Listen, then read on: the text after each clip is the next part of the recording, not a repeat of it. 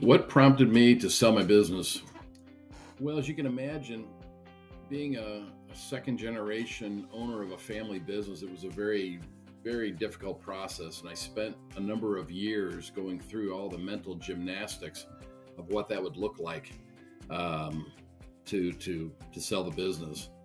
Probably the single item that really kind of put me over the edge was realizing that I was really impeding the growth of the business because I was becoming conservative, not taking the risks that it takes to grow a business.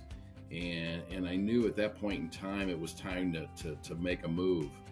And really, I kind of felt like I was in the way of some of the individuals within the company growing and prospering. By limiting the growth of the company, I was limiting their growth to grow as individuals and prosper in their careers.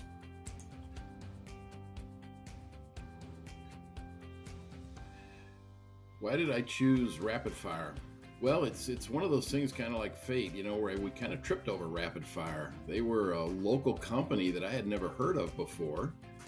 And once we were introduced to them and I had our initial meeting, come to find out, Mike and Brian, they knew us. I didn't know them personally, but I knew them through their previous affiliations, and they knew Will Electronics, from being in the market.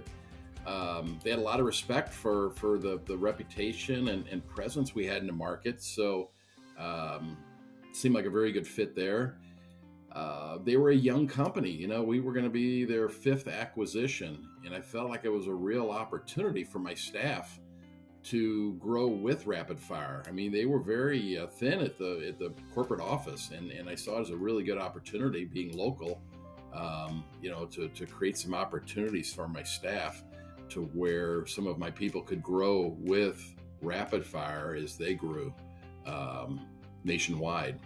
The other thing is, national accounts became a big part of our business over the last 5 to 10 years. And having someone like RapidFire to help us deliver products and services to our customers across the nation was very attractive. And that was one of the first things we came across post-close was some of the synergies with leveraging other RapidFire assets to service our customers, as well as other RapidFire product lines that were being used in other markets. So right from the get-go, this has really paid some dividends.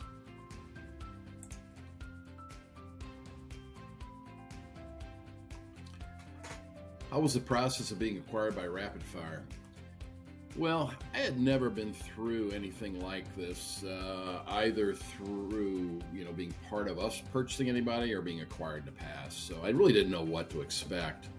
Had a lot of relationships in the industry through various peer groups that I was part of over the years, and a number of members of my peer groups were acquired. So I've heard some stories and, more like horror stories of what this could be like and the whole due diligence process.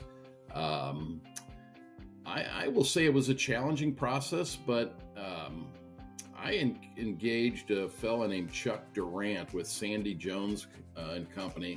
And I had known Chuck and Sandy through our PSA affiliation for several years. And early on, Chuck kind of gave me an idea of what to expect because, he's been through, I believe over 100 different acquisitions. And by the way, he was wonderful to work with.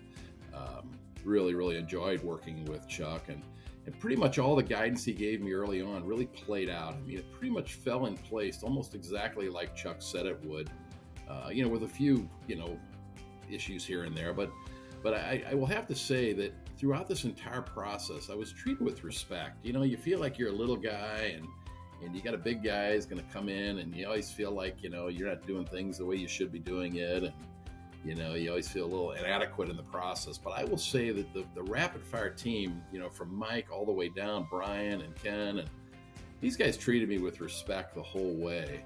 And, at the end of the day, we got to the finish line about the time they said we'd get to the finish line, and it all went well. I'd recommend these guys to other people.